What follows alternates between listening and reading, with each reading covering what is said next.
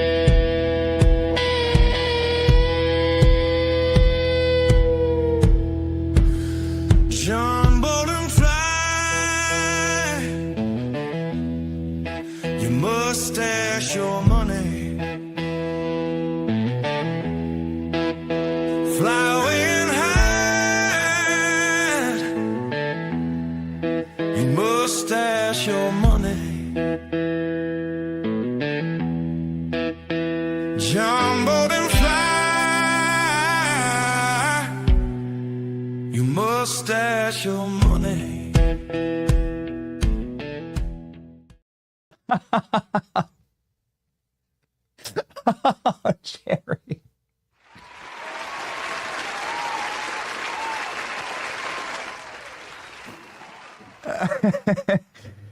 And you ever had a buddy who, just like kind of lives in his own energy and is unaffected really by anything going on? It could be the apocalypse, it could be a tsunami, it could be an earthquake. And your buddy's just like doesn't care. And they just like are vibing, right? They're the dude. Jerry's the dude at the company. All right. Jerry just like is there with a joke at the end of a bar and a cold, frosty Coors Light for you when you walk in. That's Jerry, man. I'm telling you, Jerry's the dude. Jerry is the dude. That was a good one, Jerry. And I needed a laugh today. We just got off an interview with John Solomon. Very interesting. This is Jerry every single morning. Thank you, Jerry. With his white Russian. Jerry's our meme maker. If you are unfamiliar with the program, or if you're a new viewer, Jerry's the meme maker, and we have a custom meme every single morning, and they are just turning into works of art. Mustache your money. All right, and then we live react to the meme. The tradition around here is that I don't watch the meme, that we live react to the meme. And man, it's been a long couple weeks, and I've just been needing a laugh, honestly. It's going to move from our somber memorial time to sort of our gallows humor time, and then back into going and fighting for the nation. And we're somewhere in between gallows humor and going back and like aggressively fighting for the country. Boy, we've got some big announcements today. It's going to be a very exciting weekend. We got a lot of things locked up, and get ready, man. We're going to hit the bricks. And we're going to do it with the extra energy that we've gotten from the physical and from the spiritual. And I think we have both of those in Jerry's X banner here. This is Jerry. Okay, yeah, that's exactly right. There he is. So go ahead and follow Jerry. He's a pretty private guy, but look at him. Got 12,000 subs here on X. This is where the memes get dropped. And ladies and gentlemen, get on over there and follow Jerry. Today, Thursday, September 25th. 2025. 25th. Where does the time go? Former FBI Director James Comey is expected to be indicted Today, Junior. Leticia James and John Bolton following quickly behind him. Apparently they found, and I have this confirmed, they found classified documents inside of John Bolton's house. Not just a few, a lot of classified documents. And so get ready for that. Leticia James, the indictment is around the corner. Of course, to talk about that, we're going to have Mike Davis on. Mike Davis, famous for saying that he's going to throw Leticia James's fat ass in prison. I'm just quoting, okay? I'm just quoting, but he'll be on the program right away. Rudy Giuliani is on the show as well. Somebody who knows a lot about RICO and law and order. We're going to talk with him about locking up Antifa. Trisha McLaughlin, who is the spokeswoman for the Department of Homeland Security. We've known her for a long time. We love Trisha. She just got married, actually. But ALX, what's her actual title? We've known her for so long. Like we're not big about like titles and formalities around here. I don't know her actual title. I know that she is the official spokesperson for Department of Homeland Security.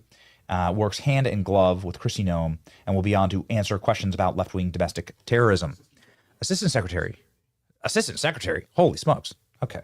Jeez. Got some important people on the show. Congressman Jimmy Patronis as well on the program to talk about Republicans growing a pair in Congress. My name is Benny Johnson, and this is The Benny Show. Okay, you know what I'm going to say, and you know why I'm going to say it. So let's just out with it. I don't endorse things that I don't personally believe in. If I have a product on the show, if we're talking about it, if they're a partner of the program, right? We don't like just take ads. There's a lot of people that just take ads, and sometimes it backfires. Don't do that, all right? We have a very specific team around here. The point is that, like, I use the things that we talk about. They're physically part of my life. They're literally all over the studio. Constantly, we're either, like, drinking them or using them. They're at my home.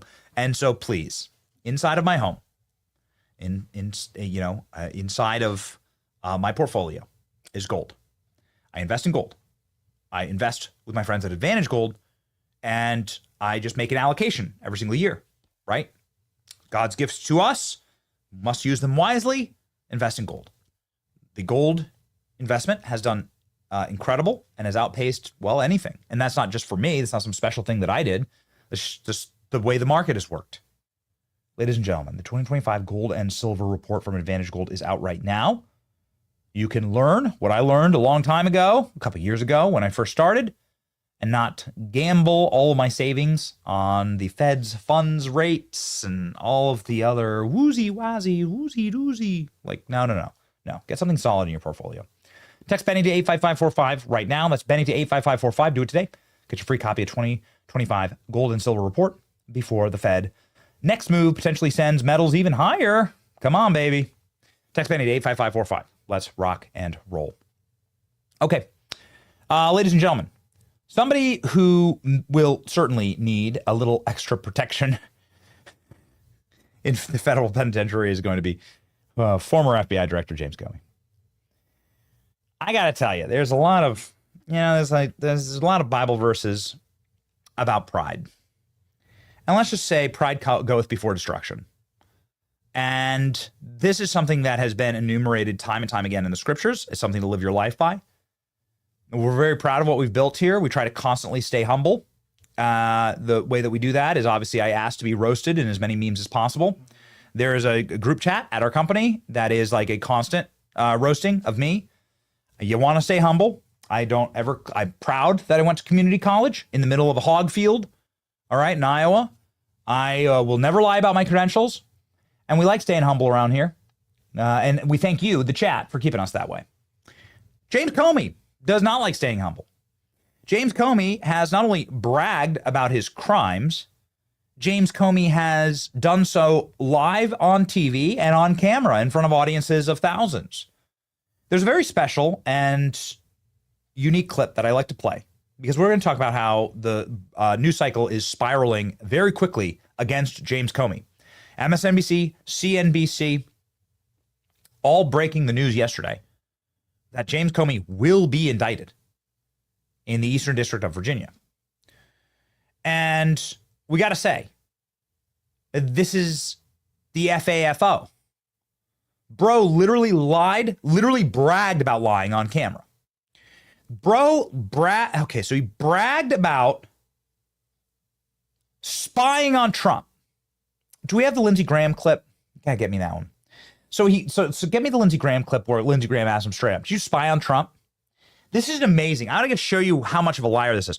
It's great to not actually be that intelligent, right? So I'm not saying that I'm dumb, okay? Like my mom didn't guzzle Tylenol.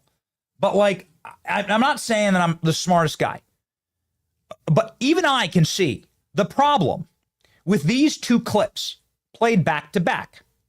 So clip number one, we have Lindsey Graham looking James Comey down the barrel and saying, yo, did you spy on Trump? Okay, let's play the first clip.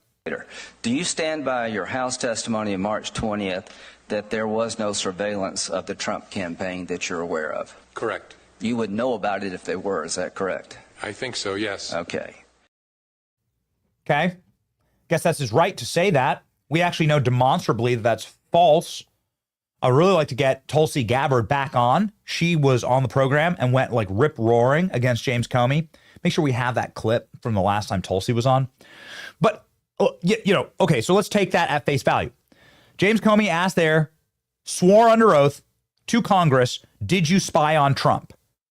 James Comey says no. Okay.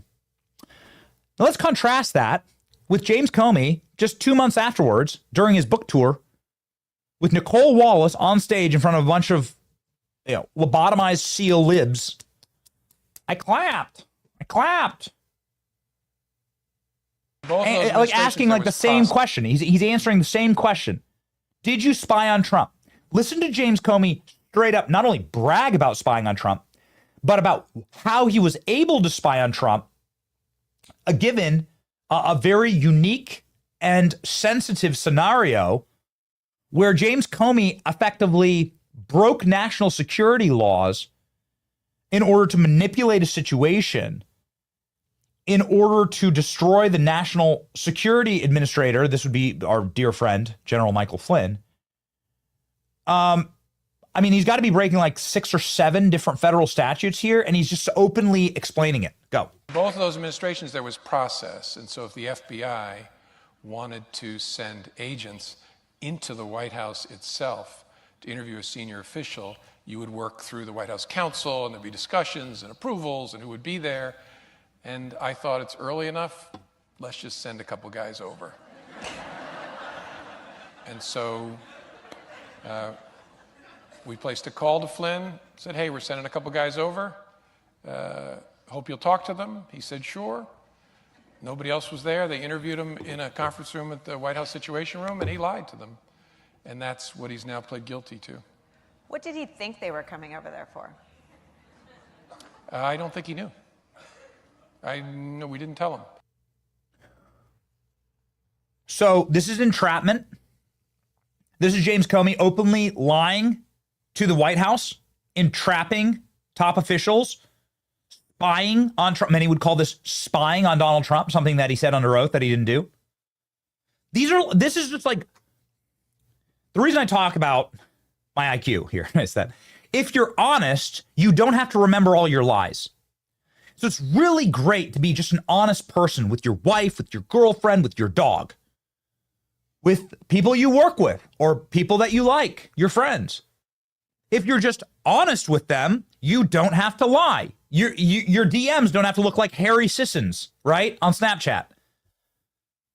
When you think about pathological liars, they trap themselves in this this cotton candy make-believe straitjacket world of like trying to defend or remember all their own lies.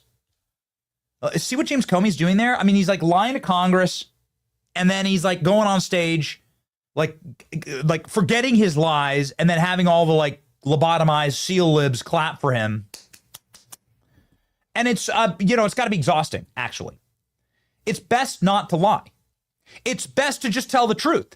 Then you don't have to remember your lies and cover your ass every 10 seconds. Be honest. Because James Comey's lies getting him in trouble. Let's read. FBI Director James Comey is going to be indicted for lying to Congress, among other charges. Former FBI Director James Comey is expected to be indicted for lying to Congress. Multiple reports. Comey has been a staunch critic of Trump. Sources tell MSNBC that he'll be indicted in the coming days. I like that they leaked this to MSNBC. It makes me laugh. The Justice Department and the FBI did not immediately respond to comment. Trump appointed Lindsay Halligan as acting U.S. attorney in the Eastern District of Virginia earlier this month. She already is preparing 2 high-profile indictments. Her jurisdiction is the same district as where Comey and fellow Trump rival New York Leticia James is being investigated for the 2023 home purchase in Virginia. Halligan, 36, served as White House senior staff secretary for her new role. Meanwhile, Trump's administration has been laying the groundwork to go after Comey, political enemies, since coming into this term. Is this the U.S. acting U.S. attorney for the Eastern District of Virginia, Lindsay Halligan? Trump's got a type. Let's just call it what it is, Trump's got a type. Alina Habba's friend of the show, you know what I'm saying? Like, Trump's just got a type. And good for him, right? Good for him. Don't F around with Alina Habba. We're going to be spending some time in New Jersey, by the way. Pretty cool. We got big time work to do in New Jersey. We got Alina Habba is the attorney in New Jersey. And there is new polling out that Jack Citarelli is neck and neck with the CIA operative Plant, who is in, can we grab that polling? It's up at the top of my page. It's like, it's freaking awesome. We could truly win New Jersey. So I don't think we'll have any other time in the show to talk about it. So I just want to take a quick pivot here and say, we can win New Jersey. We're going to be doing everything we possibly can to hit the ground running. There is a energy gap that Charlie brought to races like this. And I'm not saying that we're even close to holding a candle to Charlie, but I watched what the man did, and we did it beside him in many cases. And so we are going to go and we're going to go in our own humble way, work hard to elect these Republicans. Do everything we can to bring the energy. So there we go. Look at that, 43-43. Can you click on the polling, please? Thank you. Look at that. Massive.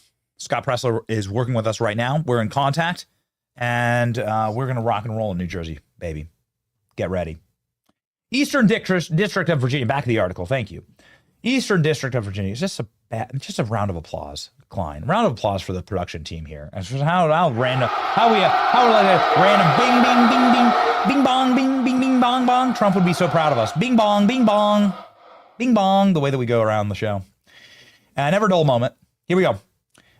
Eastern District of Virginia nearing an indictment of at least one count related to claims that Comey lied in his 2020 testimony before the Senate Judiciary Committee as to whether he authorized a leak that led to the origins of the Russia collusion investigation. These cases stem from a 2017 incident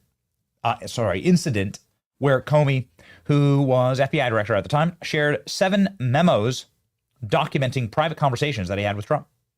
Comey then gave those to his friend, Columbia law professor Daniel Richman, who leaked the details to the New York Times on Comey's orders. This report led to Robert Mueller being appointed as special counsel. In September 2020, Comey was brought before Congress to discuss Crossfire Hurricane, the codename of the Trump-Russia investigation. He was pressed by Republicans about the leaks at the FBI during his tenure, including the memos. Comey denied that he authorized anybody to disclose the memos in the media, stating that his friend, he had no idea he was going to do that.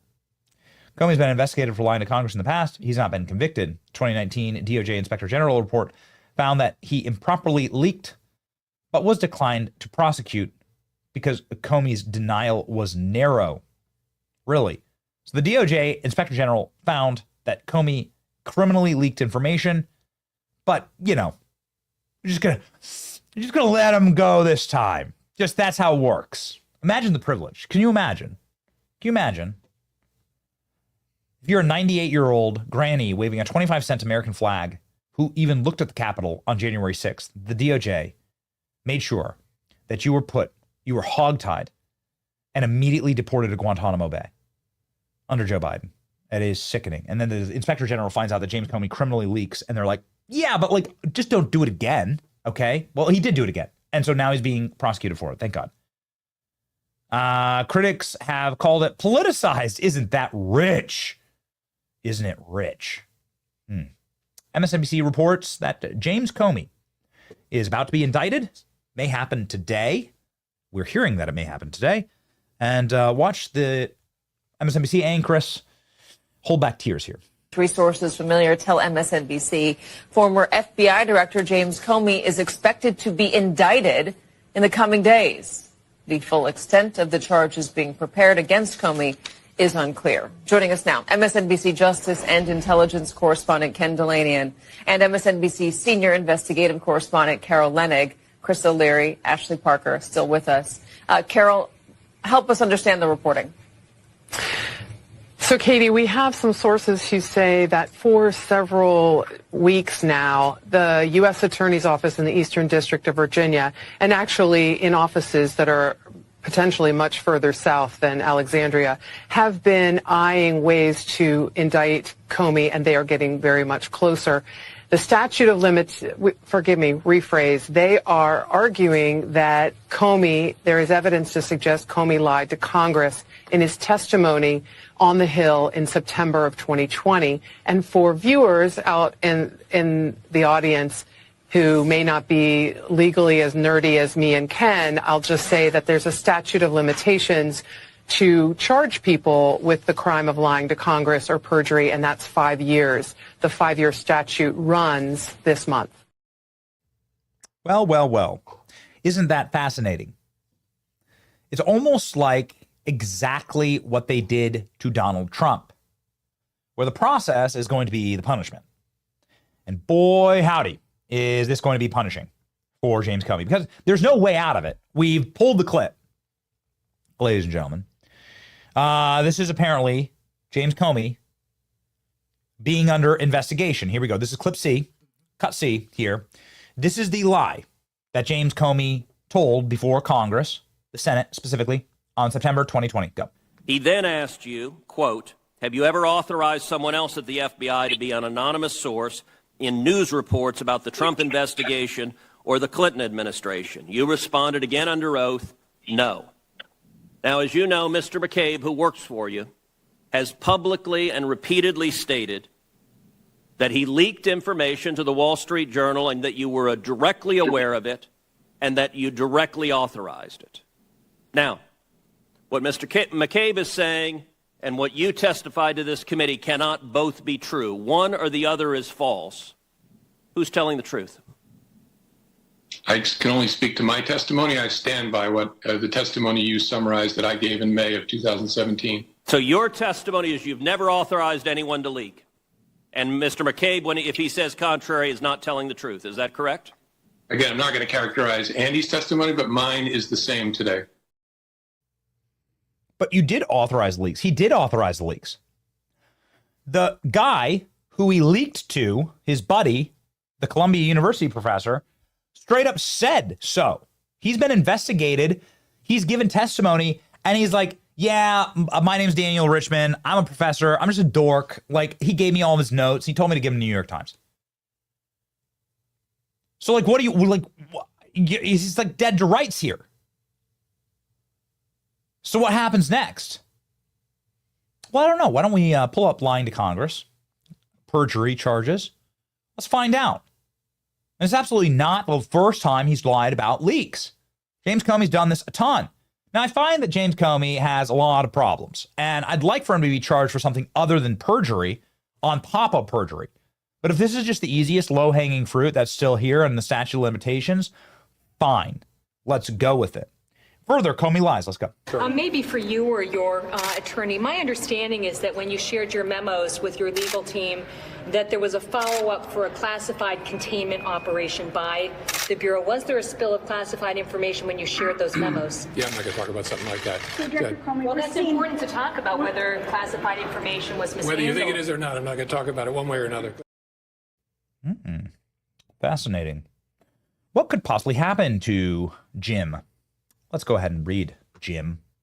False statement, 18 U.S. Code 1001. This statute criminalizes knowingly and willfully making false statements materially to Congress. This would be a prosecution prostitution. That I don't know about James Comey. Not sure. He does have really creepy Taylor Swift video. ALX, I know it is not germane to what we're talking about here, but just in case we need it, can you get me the James Comey Taylor Swift video where James Comey is gushing about how much he loves Taylor Swift? Maybe she'll do a prison tour like Johnny Cash, and James Comey can watch Taylor Swift in the yard with all the other inmates. Because here, lying under oath could lead to 5 years in prison and a $250,000 penalty. This is false statements to Congress. I mean, we just proved demonstrably here that it is a false statement. We've played all of his own clips, I mean, his own words, right? So he's just a liar. He's just lying. We've played all of his lies for you. Perjury, 18 U.S. Code 1621. This is the traditional and broader federal perjury statute. It applies to false statements made under oath, legislative, administration, or judicial body. What would happen here? Perjury is a felony offense and can result in up to 5 years in prison. Uh-oh. To be convicted, the government must prove false testimony was given willfully under oath about a concerned material matter. Obstruction of congressional proceeding he could be charged with. Here we go. 18 U.S. Code 1505. Lying to Congress can also be prosecuted under this statute, which makes it illegal to corruptly influence or impede a congressional proceeding or inquiry. The government must show that the defendant is intentionally and corruptly endeavoring to obstruct a congressional proceeding, just like the clip that we showed you with Ted Cruz. The penalty would be conviction for obstructing congressional proceeding can be 5 years in prison. Contempt of Congress, 2 U.S. Code 192. Witness who refuses to testify or produce documents after being subpoenaed. This could be considered contempt. Not sure if they have a contempt case here, but anyway. Lying to Congress is a serious offense, and that has been at the heart of many high-profile investigations and prosecutions throughout American history. The decision to pursue these kind of charges lies with federal prosecutors. So you're in big trouble, James. What is he going to do? What is James Comey going to do? Well, he has been telling us that he's very, very scared. James Comey has been signaling for quite a while that this is something that worries him quite a bit. His number one concern, well, for the better part of the last decade at least, has been Donald Trump and Donald Trump alone. James Comey has gone from a stern man of the law with pure judicial jurisprudence to a rabid partisan activist, like with the flip of a switch, which tells you what? It tells you that he was always a rabid partisan activist with the veneer of I'm just trying to be the, good cop here. Yeah. It's all trash. It's all garbage. James Comey did post a death threat to the president. This is AD 647. This is what got him in the news over the last couple months. This is obviously all available nomenclature and all available slang on the internet has James Comey bending over on a beach in his little Borat Speedo and playing with seashells, putting these little numbers together.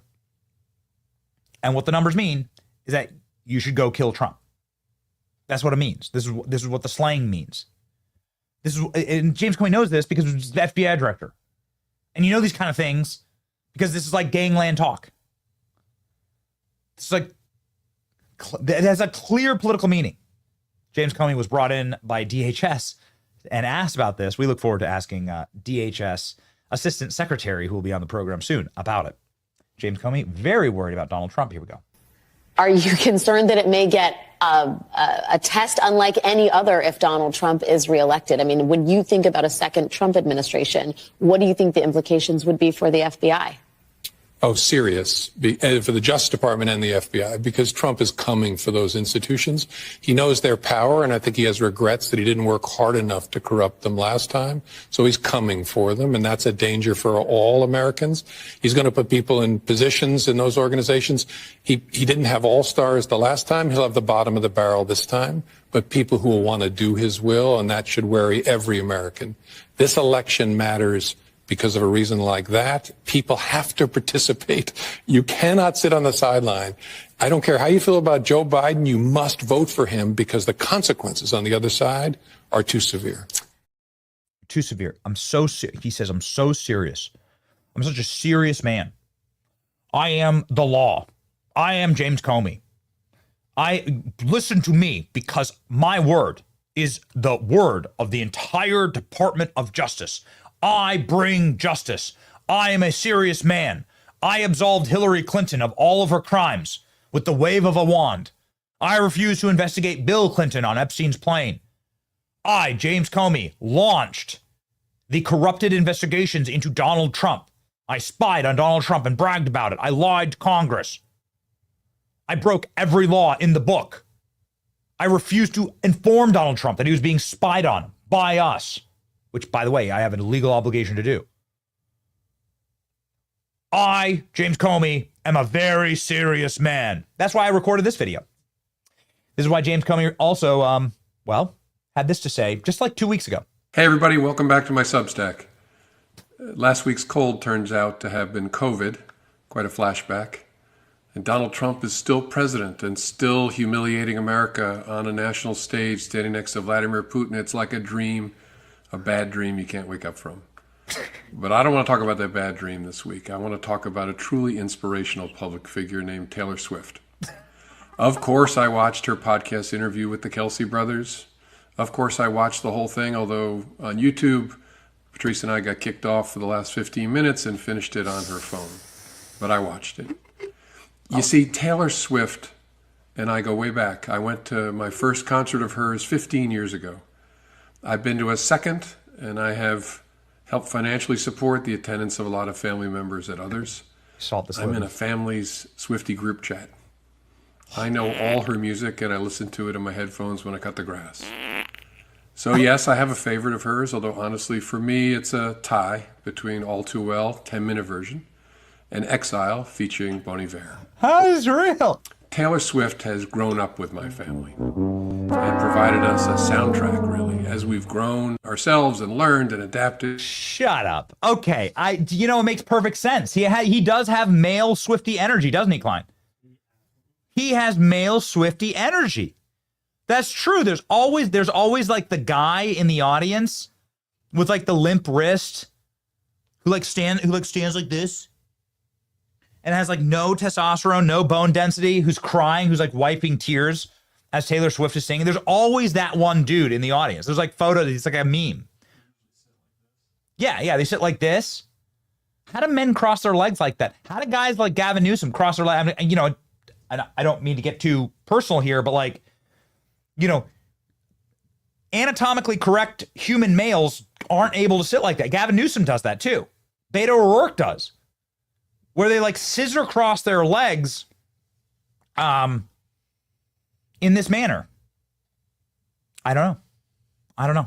A message for the ages. Yes, this is like the James Comey. Yeah, are these male Taylor Swift fans? Okay, there you go. You can totally see James Comey in one of these. There's probably the guy there, second from the left.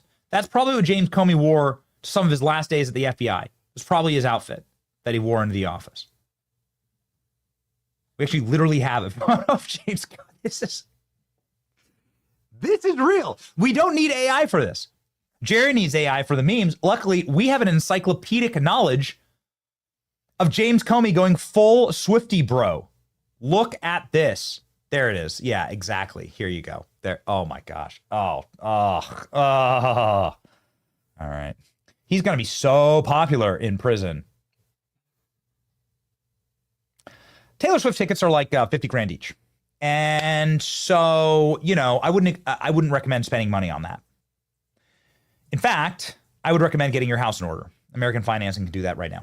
American Financing helps friends of the show get out of debt, crippling credit card debt that is really high interest rates and can spiral your American future, can really handicap it. Ladies and gentlemen, get out of that high interest debt cycle. That's like modern day slavery, right? Debt slavery. If you're a homeowner, you should call my friends at American Financing right now. Interest rates have dropped. Many homeowners are seeing options in the low 5s. Compare that to credit card rates charging in the 20s or higher. American Financing can help you pay off that expensive debt right now, free up your cash flow, and keep your budget under control.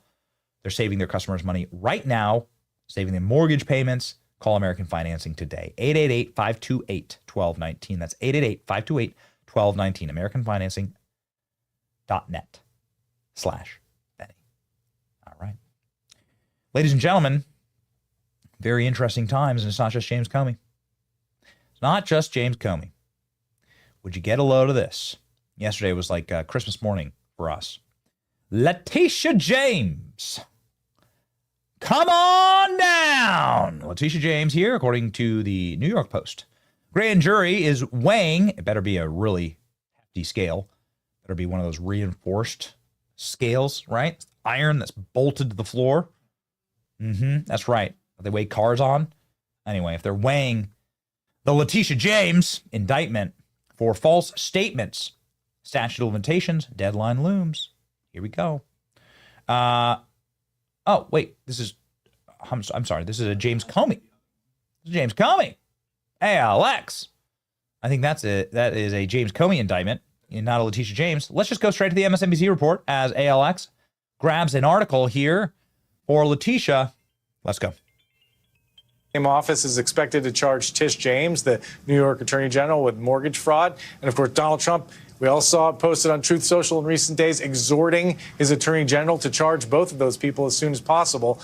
Again, grand juries are secret. This is a fluid situation. It's also important to know, though, that the U.S. Attorney, the Trump-appointed U.S. Attorney in this office, Eric Siebert, was essentially forced out last week, in part because he was refusing to bring these cases. We're told that he was opposed to prosecuting both James and Comey on these grounds, and he's out. Well, there we go. What's going on with Leticia James? Well, ALX is finding us an article. I'm sure it won't be hard, ALX. But we have a very important bit of information, some reporting that we have actually done with some people who have done direct investigations on Leticia James. Like, for instance, Sam Anitar. Sam Anitar has talked us through exactly why Leticia James has to go to jail for this. He says that there is absolutely no gray area here, that the New York City Department of Buildings has validated that Leticia James has been lying about her properties, been lying about her residencies, been lying in order to jump through mortgage loopholes, tax fraud loopholes, pay lower mortgage rates, lie to the taxpayers of New York and Virginia, and defraud all of them. The irony of all ironies is that this is precisely what happened with President Trump. Leticia James saying that he overvalued his properties. Yeah. Ladies and gentlemen, no one is buying it. And especially Leticia, who had this amazing comment to make about herself. Please. Simple, but fundamental pillar of our democracy, that the rule of law applies to all of us, equally, fairly, and justly. No one is above the law, says Leticia James. Good for you, Leticia. Leticia James was confronted about her mortgage fraud and has a very interesting answer here. My question is for Tish James. Will you apologize to President Trump for wasting millions of dollars and the state of New York for a witch trial? And how does it feel to know that you will be in prison for mortgage fraud?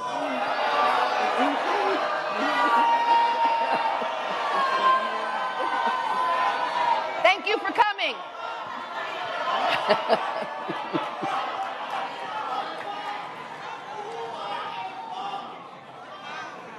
We want to thank him for coming. We respect all opinions. Everybody knows those allegations are baseless. They're discredited. And so we want to thank him. Our next speaker. Got it. They're discredited. Well, how do you explain this, Tish? It's your freaking handwriting, lady. Leticia James is said to have granted the power of attorney to purchase 604 Sterling Street, Norfolk, Virginia, as her principal residence. Would you look at this? Here's the documents.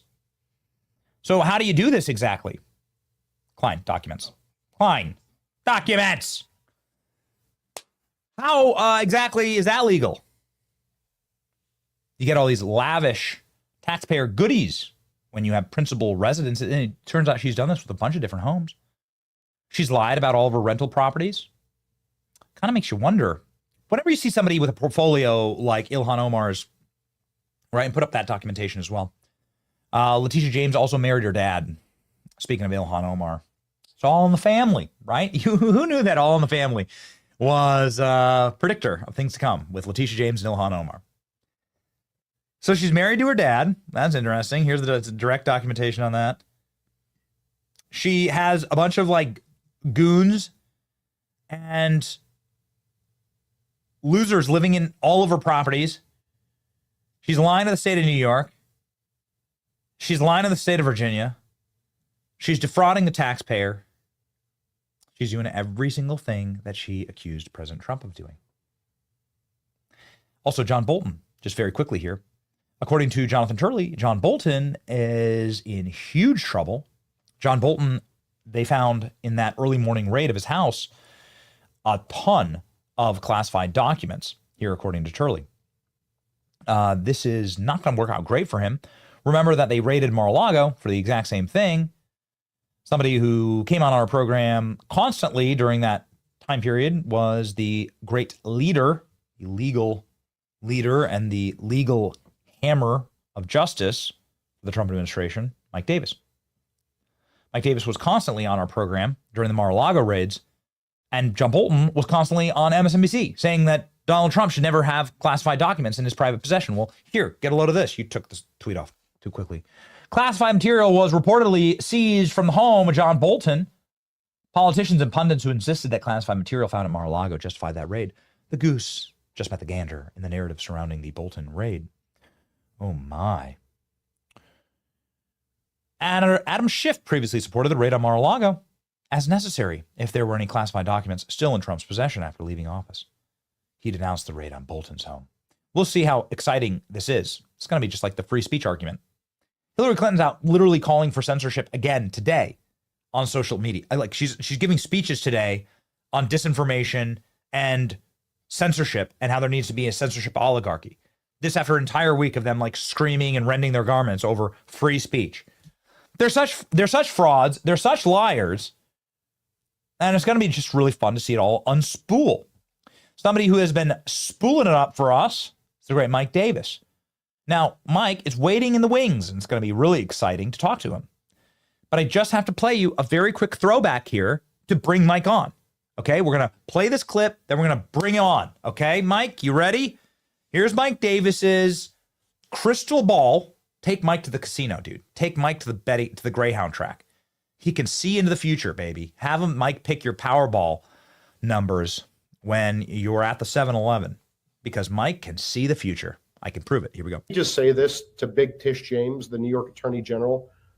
I dare you. I dare you to try to continue your lawfare against President Trump in his second term, because listen here, sweetheart, we're not messing around this time, and we will put your fat ass in prison for conspiracy against rights. And I promise you that. So think long and hard before you want to violate President Trump's constitutional rights or any other American's constitutional rights. It's not going to happen again. We've been warning people on the show, Mike. This isn't the same Trump administration. Stop messing around. Don't rig elections. Don't illegally vote. Don't try the funny business, because we know the team this time and they are not effing.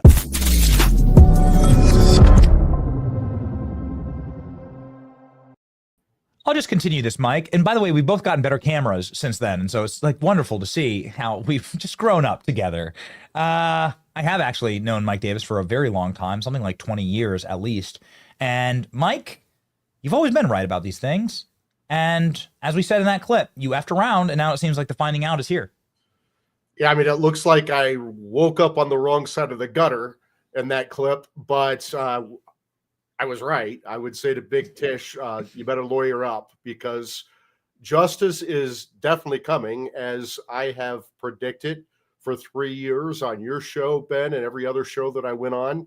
And I'm going to make damn sure justice is coming, because Tish James politicized and weaponized the New York Attorney General's office to go after President Trump and try to bankrupt him for the non-fraud of President Trump paying back sophisticated Wall Street banks on time, as agreed, in full, with interest. And Tish James's theory is that Mar-a-Lago, which is 20 acres of the most prime real estate on the planet, I think it's the only piece of property that touches both the Atlantic Ocean and the intracoastal waterway in Palm Beach, Florida.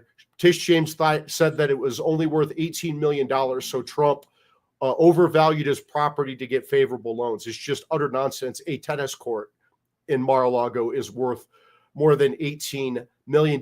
So I think it is just so rich that Tish James, who went after Trump on a fraud theory, a mortgage fraud theory, is now facing her own mortgage fraud liability, because it's very clear. She, under New York statutes, in order to serve as the attorney general, she has to reside in New York. And she said on this loan application that this Virginia residence was her primary residence. Well, both of those things cannot be the same. You can't be a primary resident of New York to fulfill your statutory duty as the New York Attorney General, and also be a primary resident in Virginia to get a favorable loan where you're defrauding mortgage lenders. The same bogus theory she used against Trump for his non-fraud, she actually committed fraud. So I am very excited. I hope that the new U.S. attorney in the Eastern District of Virginia, Lindsay, moves forward very aggressively. And if there's evidence that she committed mortgage fraud, which it looks like there is, you have the documents, then they need to indict Tish James. And here's a bigger reason other than pure retribution on my part, which I think retribution is a crucial part of justice, by the way, because it restores the victims and serves as a powerful deterrent. Another reason this is so important because is this: if Big Tish can get away with mortgage fraud, what kind of a deterrent does that send to every other American who's applying for a mortgage? Can they all lie on their mortgage applications and get away with it because Big Tish got away with it? No. So it's time to put Big Tish's fat ass in prison, like I said right after the election. Oh boy, Mike. Well, you made headlines. There it is right there. This is a fun one from the New York Post. Laying down the law, I dare you, and so on. So well done, Mike. We'll see what Media Matters has today, and we'll see if Media Matters goes after us for putting up this photo of Big Tish, because I just think it's really funny, and it's not photoshopped, actually. I don't think this one's photoshopped. Is it? Let's see. I don't know. I'm not sure. This is the photo of Big Tish actually watching your interview right now live. I can't believe we got this leaked to us. Grimace, not happy. What about another seemingly mythical character, James Comey, at least in his own mind, who is very above the law, who is himself the law? And we've learned through multiple corroborated breaking news reports that James Comey will be potentially suffering from lying to Congress and breaking the law himself. What do you say, Mike? Yeah, I think it was October 1st, 2020. So just under 5 years ago, which is important, as we'll discuss. James Comey went before the Senate Judiciary Committee, and he was asked questions under oath by Senator Ted Cruz about Crossfire Hurricane, the Russian collusion hoax, and Comey's lies to Congress, where Comey said that he did not have discussions with the media. Well, his deputy, Andrew McCabe, said he did.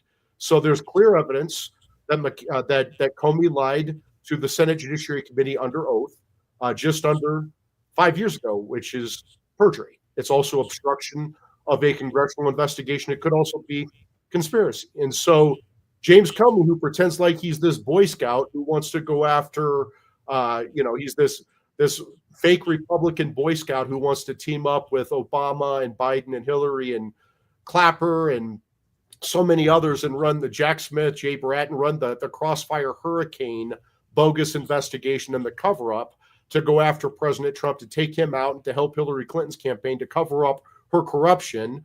It looks like James Comey is going to have his own perjury problems. Now, here's the issue. There's a 5-year statute of limitation on perjury and obstruction of a congressional investigation. So Lindsay in the Eastern District of Virginia, and I think James Comey testified from the Eastern District of Virginia. I think he testified via Zoom because this was during COVID and it wasn't in D.C., thankfully, because the D.C. grand jurors won't even, indict carjackers. But so the Eastern District of Virginia has a few more sane grand jurors out there. And I hope Lindsay, the new U.S. attorney, moves forward and indicts James Comey for perjury and obstruction of a congressional investigation. And I think she has to do it by September 30th. So we're getting close. I will say this, that for conspiracy, the statute of limitations does not start until the conspiracy ends. So when you are covering up a conspiracy, you're continuing the conspiracy. So even if somehow they can't charge him with perjury or obstruction by September 30th, I have a different idea, or maybe an additional idea, that James Comey could be part of the conspiracy grand jury, maybe down in the Southern District of Florida, where they did the Mar-a-Lago raid. My new buddy, Jason Redding Quinones, is the U.S. attorney down there. I think he'd be a great guy to do this. He's a great patriot, calls balls and strikes. So James Comey is he's going to face justice one way or the other, whether it's with Lindsay in the Eastern District of Florida or Eastern District of Virginia or Jason down in the Southern District of Florida. This guy is a snake. And this is what's so important about this, Ben. Remember what they did. They politicized and weaponized intel agencies and law enforcement to try to take out a presidential candidate, to help another presidential candidate, and to cover up her corruption. And when that failed in 2016, they continued to go after the duly elected president of the United States and sabotage him. And then when he left office and took these Crossfire Hurricane records with him that he declassified, they ran unprecedented republic-ending lawfare against the former president of the United States, including the Mar-a-Lago raid. They tried to bankrupt him for non-fraud, as we talked about with Big Tish. They tried to throw him in prison 4 times for non-crimes. They tried to take him off the ballot unconstitutionally. They tried to take off his head twice when they underfunded his Secret Service protection. And Biden said to pull the bullseye on him after calling him the gravest threat to democracy. I have made this my mission over the last 3 years, and it will be my mission for the next 4 years. These lawfare Democrats are going to face justice. And I am doing everything in my power, very publicly, on your show for the last 3 years, telling everyone exactly what I'm going to do, and I'm going to do it. I'm not trolling anyone. I'm going to put these I'm going to help put these lawfare Democrats in prison for their real crimes. What would be your message to James Comey right now, presently? Because we're seeing the leaks. I'm not exactly sure where they're coming from, but I love if they are coming from the DOJ. I love that it's MSNBC that's getting them, because they constantly platform James Comey.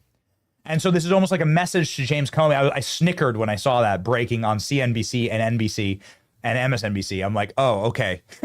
You're going to where the snake lives, and you're forcing them to eat it. And so now that it's all but confirmed that it's going to happen, what is your message to James Comey? Lawyer up, Big Jim, and we are going to be making the 6'6" prison jumpsuits as we speak, because this guy is a snake. He participated in the biggest scandal in American history. When they talk about the threat to democracy, Crossfire Hurricane and the cover-up is the gravest threat to democracy we've seen in America. And so justice is definitely coming. What about John Bolton? I know we're up against a hard out here, Mike, but John Bolton here, according to the New York Times, the Washington Post here, FBI has seized a boatload of classified documents from John Bolton's office. The article goes on to say, and this is a well-researched article written by deeply credentialed professional journalists, that many of the documents were found hidden and stashed under John Bolton's mustache. And they had to, it was a tough one, but they got him. So what say you to John Bolton? I would say espionage is a very serious felony, John Bolton. I think he actually criticized President Trump for having his presidential records in the office of former president in Mar-a-Lago, which is allowed by the Presidential Records Act, whether they're classified or not, but if I remember correctly, during my 5,000 media hits over the last 3 years, supporting and defending President Trump against this unprecedented Republican-ending lawfare, I think he was one of the people who was criticizing President Trump on espionage. So it's quite rich, like Tish James, Big Tish, going after President Trump for mortgage fraud when she's committing her own mortgage fraud is going to be quite rich if Bolton goes to prison for espionage. All right. And a final word, Mike, in conclusion here, about the overall grand conspiracy. This seems to be one that sort of hit really hard, like a bombshell at the beginning of the summer. And then things have sort of like not fizzled out, not saying nothing's happening, but we're not talking about Obamagate anymore. You know, we're not really talking about Russiagate. There's been a lot of like various different news cycles and waves. Can you give us sort of a status update? What do you know? What can we expect? Is this for real? Is it actually going to happen? The people that created the Mar-a-Lago raid, are things going to go down?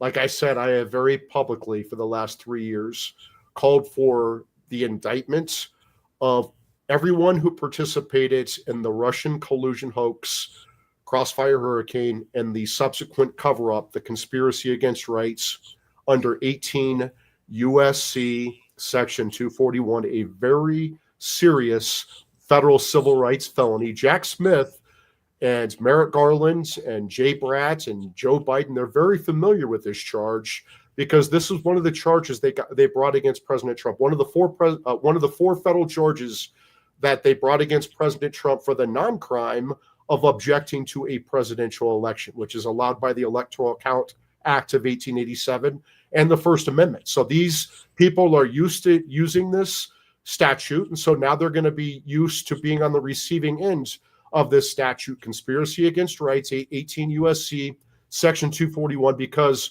again, when you politicize and weaponize intel agencies and law enforcement to go after your political enemies for non-crimes, which is exactly what Joe Biden, his Justice Department, Big Tish, Alvin Bragg, Fani Willis, Nathan Wade, Chris Mays in Arizona, so many of these lawfare Democrats, whether they were in government or working with them outside of government, like for example, Andrew Weissman, Jay Bratt, Matthew Colangelo, so many others involved with this. When you do that, you have committed a very serious federal civil rights violation conspiracy, in addition to other crimes.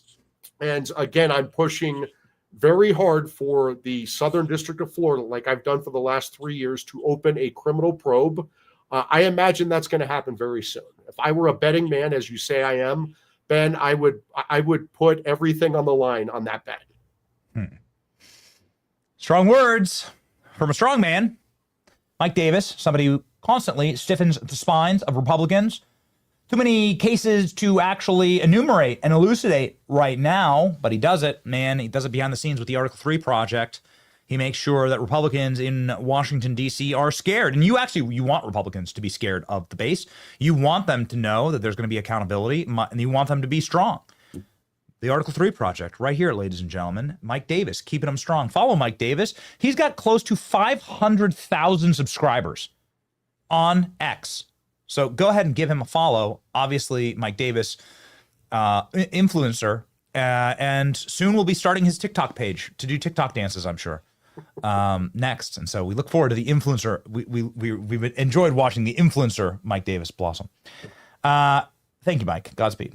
Thank you, sir.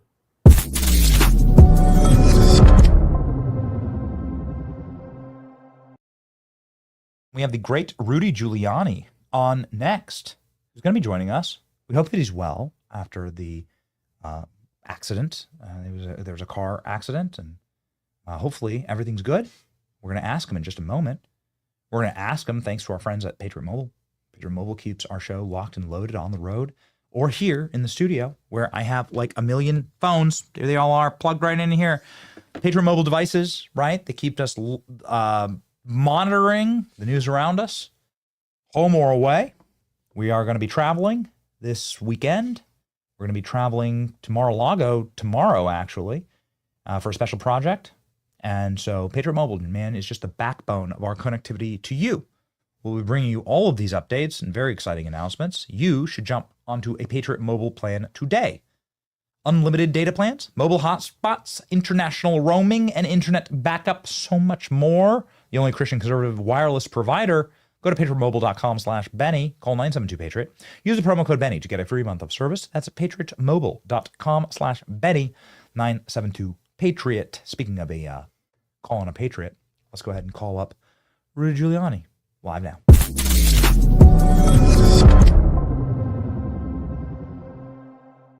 You got it. Rudy, how are you? How are you, sir? It's good to see you. So good to see you smiling there. Yes.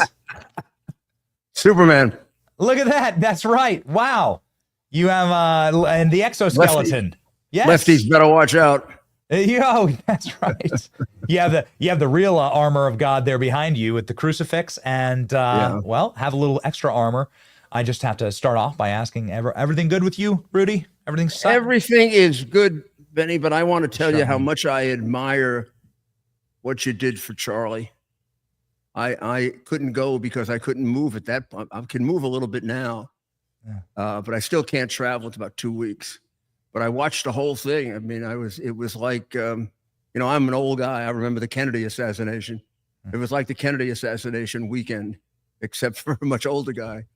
And I value friendship above everything else. You're a good friend. You're a good friend. God bless you. I just want to defend my friend. That's what the last couple of weeks has been about. We've been pouring all of our energy into that. There have been many people who have been trying to tear him down and to lie on his name. And so we want to make sure that there's a penalty for that, a punishment for that. So we've been doing our best to carry a big stick and be an enforcer. And I just want to defend my friend. He defended me when I was indefensible. And so. Well, of course he did. He was an unbelievable guy. Yeah. Yep. During going through that hell, very often many of us felt alone a little bit at certain times.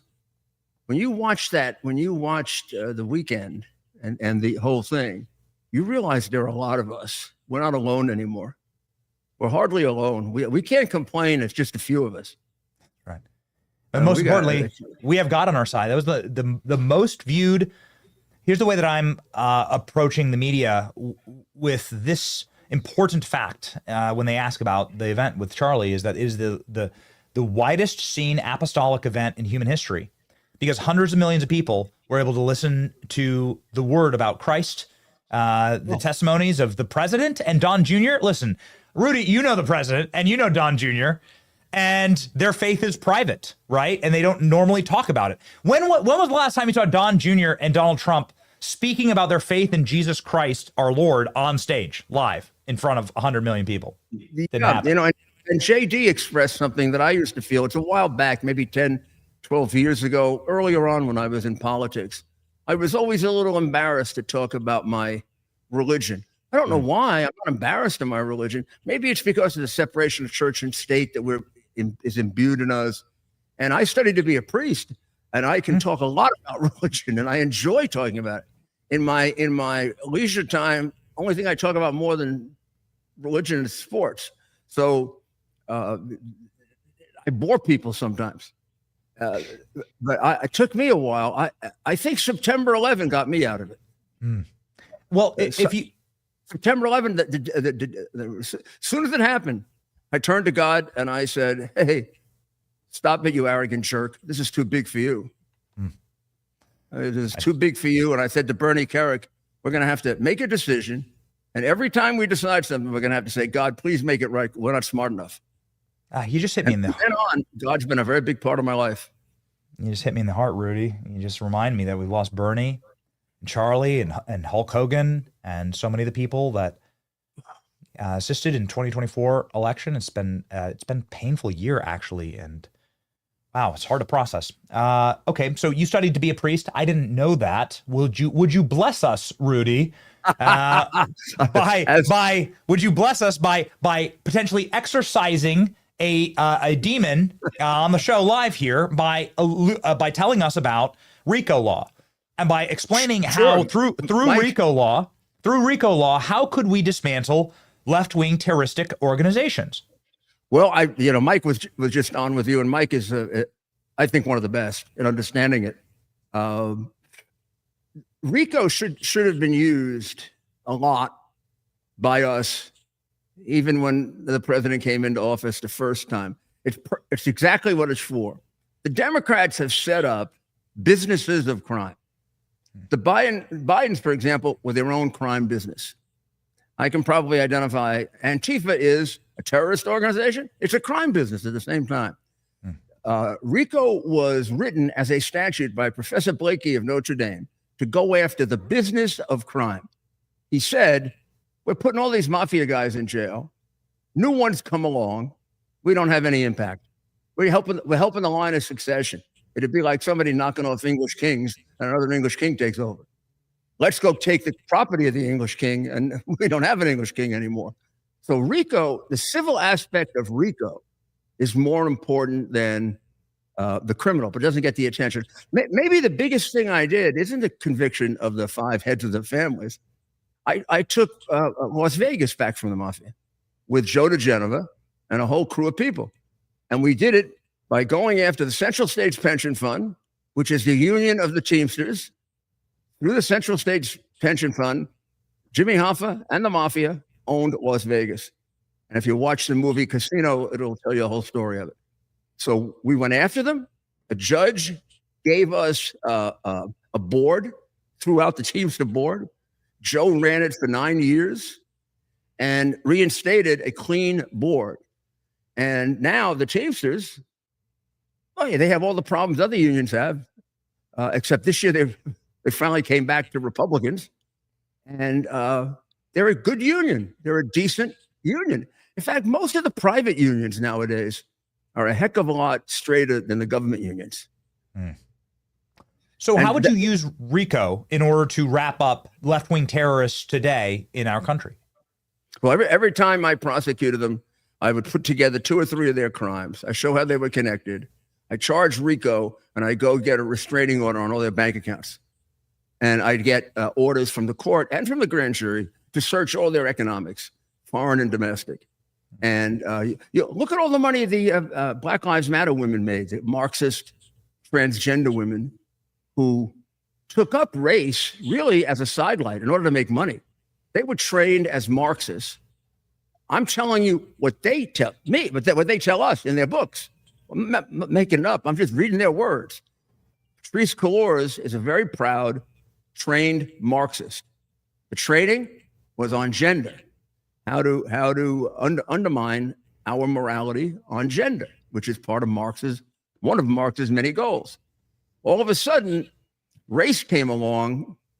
They helped in a racial demonstration, made a fortune, and they decided to go to race. They didn't know what the hell they were doing. They had to bring in other people. They brought in some Black Panthers who were paroled by left-wing judges, and they brought in Antifa to be their muscle. And that's how you get 2020. And they walked away with a fortune. Yeah. I mean, she went and built a $3 million house. They go on a $1 million vacation. I mean, they were acting like high-level communists all do. They were all multimillionaires before they became high-level communists. So with Antifa, what is because you have this very unique position here, Mr. Mayor, where you've been federal prosecutor, you've experienced the terroristic element of violence at scale, and I believe that that's what we're seeing in this country. And we have a handy chart here. We can pop it up, but I actually had it printed off. The difference between left-wing violence and right-wing violence here in this bar chart. And it's not really hard to make the case, there it is too on screen, that left-wing domestic terrorism is the single largest domestic terrorist threat in America today. Obviously, 100%. The last 30 days has proven this, and I don't know how many more bullet shots to the head on our president or on our generational leaders like Charlie Kirk that we got to get in order to wake up to this. So what would be your message to Republican lawmakers and law enforcement officials on potentially using RICO to take this out? After all, the RICO statute is a federal statute. If I were Pam, back in my old job in the Justice Department, I would hold training courses for all the U.S. attorneys on how to utilize the RICO statute. You can't believe how available it is. And you can even, when you don't have a strong enough case, you can even go with a civil RICO case. For example, we didn't use a criminal statute to take the Teamsters back. We used a civil case. We just took all their money. And they didn't get their money back until they got rid of organized crime. So Antifa is a strange organization because it's not like the mafia. It's not like the mafia. It's not one big organization. It's separate organizations that affiliate with each other. Andy Ngo can tell you the ins and outs of it. He can sit down. For me, if I were going to do a RICO case, I'd get into Andy and we'd do a chart. That's how I took Mike's shirt off. He was a kid then, and I did a chart of the mafia. And 3 years later, there was no commission. So I would do a chart of everything we know about Antifa. I'll tell you another thing I would do. I hope the statute hasn't run. I'd go after them for January 6th. I have every reason to believe they were tremendously active in January 6th. I have every reason to believe it because I have text messages saying they were, that the government ignored. Even our people on the committee ignored it. I mean, even the Republicans. The Republicans ignored some of the most damaging evidence against Joe Biden. Comer does his whole report. He doesn't mention in the report that Hunter, in a text, in his own writing, said, for 30 years, I've given 50% of all the money to Joe. That ends the money problem. It's called, in the law, it's called an admission. It's admissible. Judges will tell a jury it's more effective than a confession because it's not coerced, it's volunteered. And there must have been 5 of those in the hard drive that I produced. For some reason, Comer ignored all of them. The most powerful evidence you could get. How about the following? In 2019, Hunter and his psychiatrist, Keith Ablow, say the old man's demented. We had that before he was elected, on tape. And we go 5 years, 4 years debating whether he's demented or not. We got his son and a psychiatrist saying he's demented and making fun of him. Yeah, nobody knew that. Why would we can't be that stupid to miss it. We don't want to make things too bad. The Democrats exaggerate and lie, and we hide the truth from people. Yeah. I don't get it. I don't get it either. It does seem like there is going to be some truth dropping. However, the reports are that Leticia James in your home state of New York is going to be indicted along with James Comey. Yep, that's right. Along with James Comey, potentially John Bolton for having classified documents, James Comey for lying to Congress, and mortgage fraud for Leticia James. Exciting. It's going to be an exciting little week lined up. We'll see what happens. But in closing here, I'd like to just get your takeaway thoughts on this. Too little, too late, or do they have it coming? No, never too late. Justice delayed is justice denied. Well, maybe, but it's still justice. I mean, we the New York City Police Department, of course, of which I am in love with the police department. 5 uncles who were cops. I ran it. It was my police department for 8 years. I worked with it as U.S. attorney for 12 years. The New York City Police Department never closes a murder case.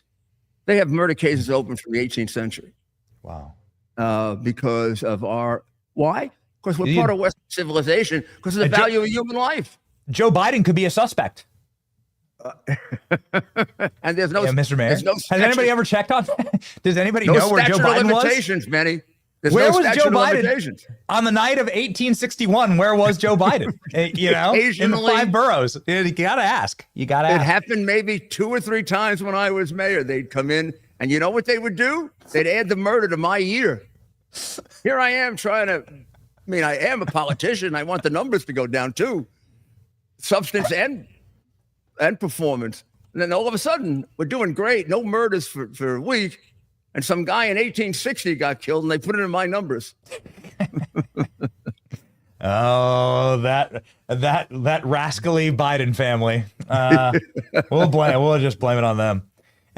So yes, parting words, Mr. Mayor. In closing here to Leticia James. Leticia James, I'm sure you have a wonderful relationship with her. The president's little kick, which I would describe those texts as, the little kick to the Justice Department. Yeah. Like, hey guys, get moving. I wish they start using the real statutes now. Look, getting Leticia James on mortgage fraud is good. It's even a little better than getting somebody like on tax evasion, particularly because of the hypocrisy of it, right? So she goes after Trump for a non-mortgage. She goes after Trump for a fraud where there's no laws, which is a contradiction of a fraud, and they're going after her for a fraud in which she stole tax money and regular money. That's a lot better. The really big crimes, though, the one I'm really interested in is James Cardinal Comey. I am very, very interested in getting him because statute probably is run on Pfizer.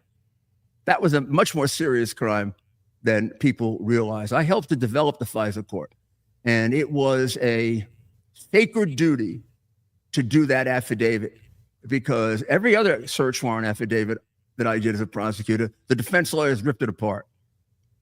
The other one is completely secret. You're dependent on me, my credibility.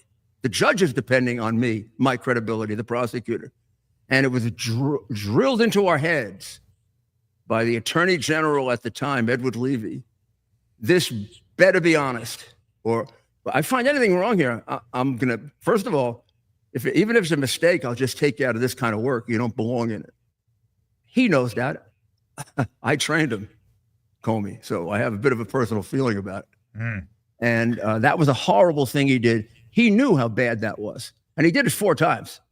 Can't be a mistake. He did it after he knew they had cut off the money to the guy because he was lying. And he kept putting him down as a source to invade the privacy of the president of the United States. I don't know. That gets close to treason.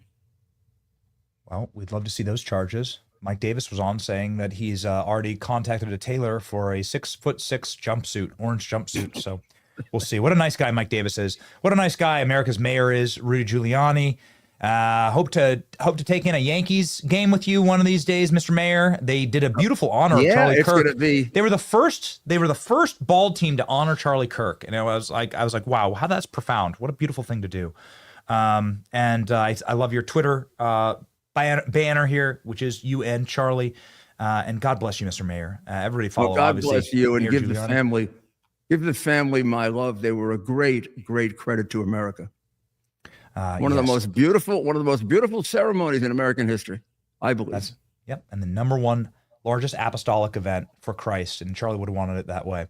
God bless you, Mr. Mayor, and America's priest. Maybe I'll start calling you that too. Oh no, please! I might have to hear confessions. I used to hear confessions. That's exactly what this all was. Thank you, Rudy. Thank you.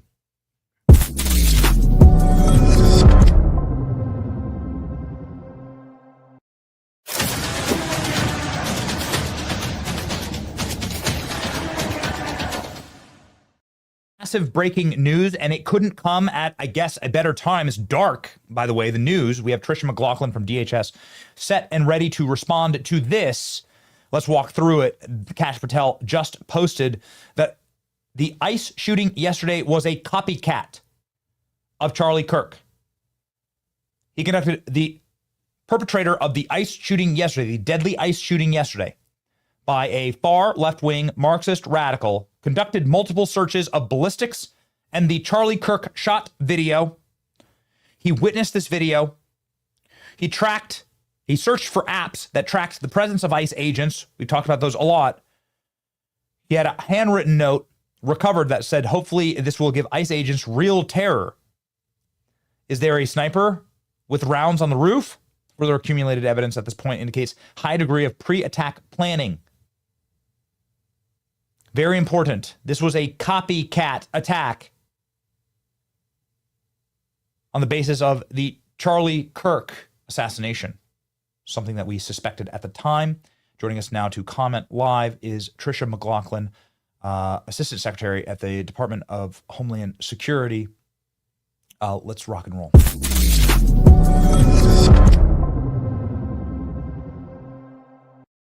A horrifying new revelation, Trisha. The floor is yours. Perhaps you knew this yesterday, but your reaction to this?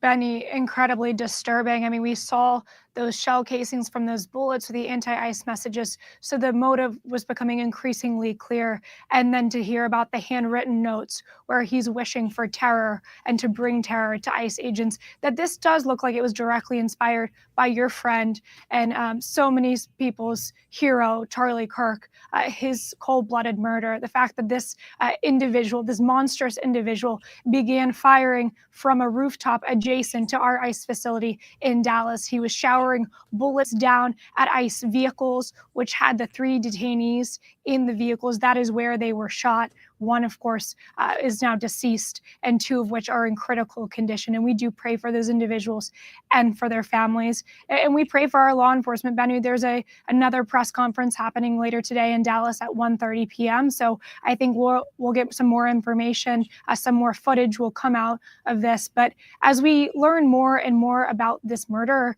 I think that the motivation will be incredibly clear. Yes. Okay. So we have the bullet casings from yesterday. You can see them here. It says anti-ICE on the actual shell casings. It doesn't leave much to the imagination there for what the intention was. However, there is a pretty loud vocal minority of conspiracy theorists on the left that believe that either your department wrote that on the bullets or is trying to manipulate this in order to come after them. And I'd like to get your response to that conspiracy theory.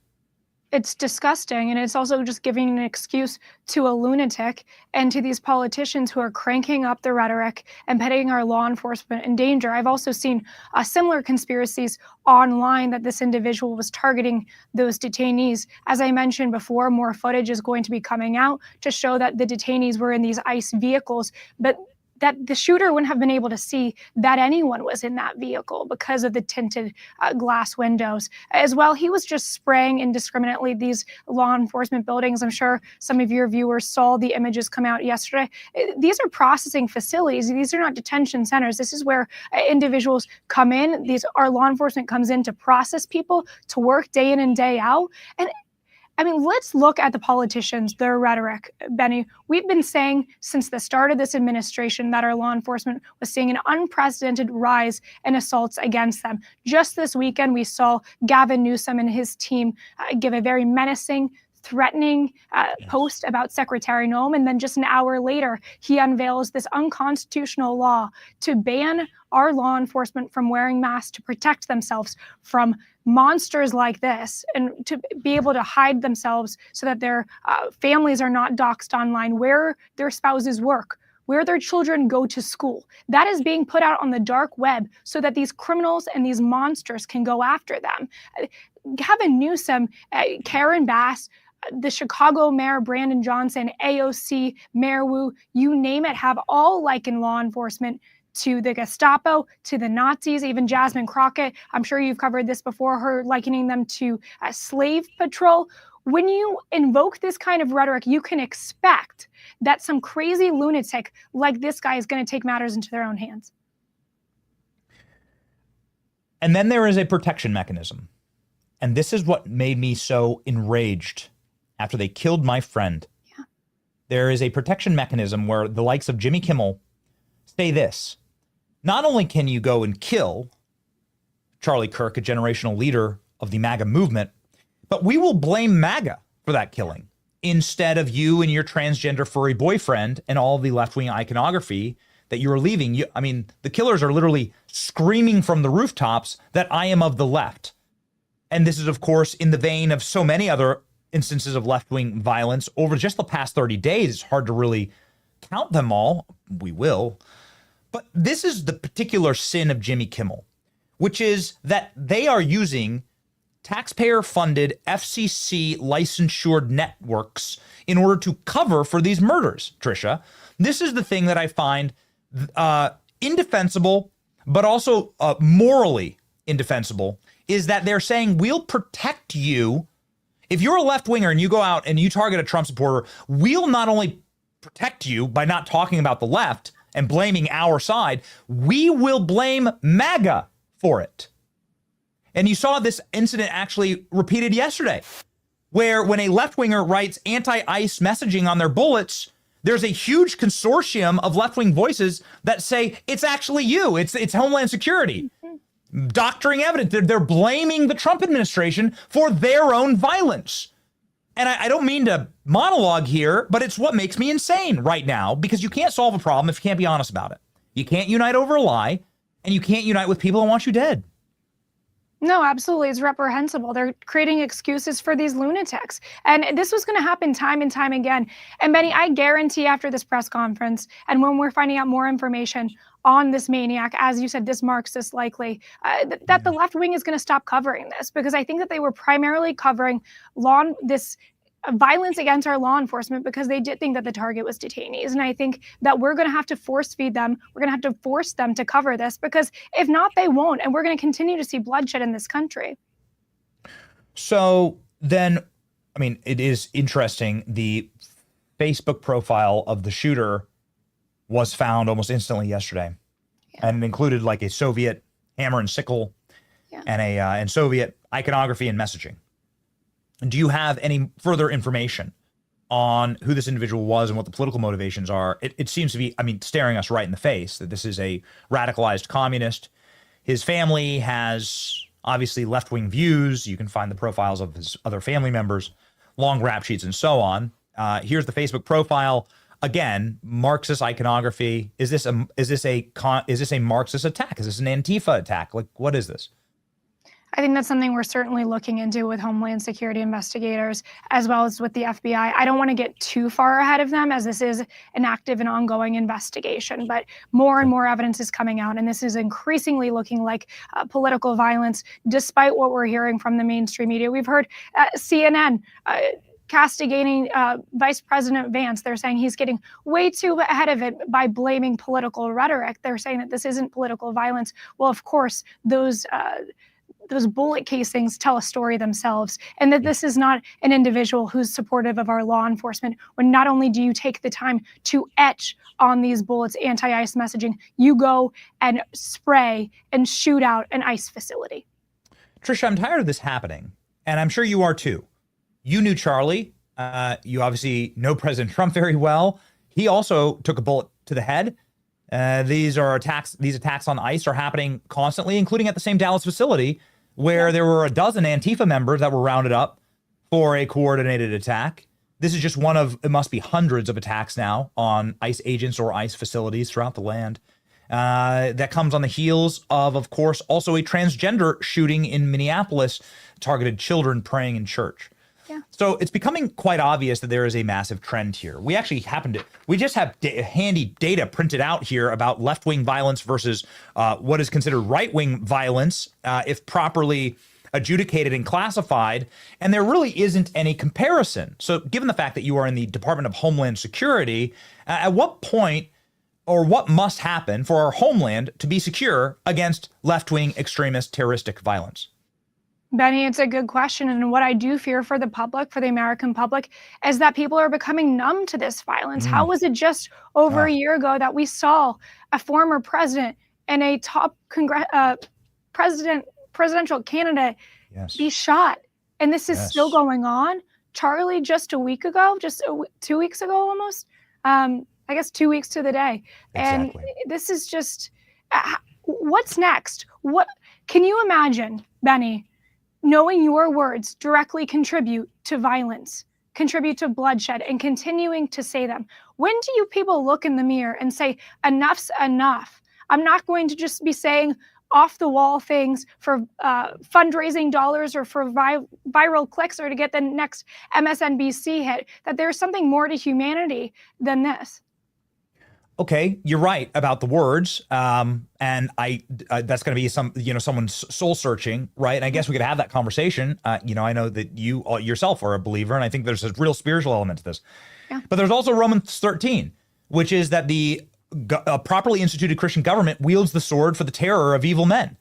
And what are we going to see from this administration when it comes to ensuring that these left-wing terror networks, either from a funding perspective, which I think is critically important, or from an organizing perspective, that the kind of resources that are constantly deployed against somebody wearing a red MAGA hat, right, that just wants to wave an American flag, that those resources perhaps are deployed instead against those who are threatening the lives and taking the lives of generational leaders like Charlie Kirk. You're absolutely correct. And I think that this administration has a lot of work to do in this space. I think we need to be working with the Department of Justice. I know Secretary Noem is doing just that. And we also need to work with Congress. How can we be preventing this kind of thing from ever happening again? And we haven't gotten to that answer. I mean, something that Charlie was, he saw this coming. I remember the last show I was on with him, Brandon Johnson was again likening our law enforcement to the Gestapo, to the Nazis, and virtually encouraging violence against them. And Charlie said, when is enough enough? You guys got to press charges against him. And that's something I think Secretary Noem, he texted her that. She's spoken about that before. And this is something that this administration is taking seriously, and we got to get answers on. Yeah. Okay. So that's very interesting. Charlie obviously leaving us with some pretty important messaging. Stephen Miller, who I know, of course, works very closely with your department, said that the last thing that Charlie told him was we must get left-wing violence under control. Yeah. And so it's, obviously a final message after left-wing violence then took Charlie's life.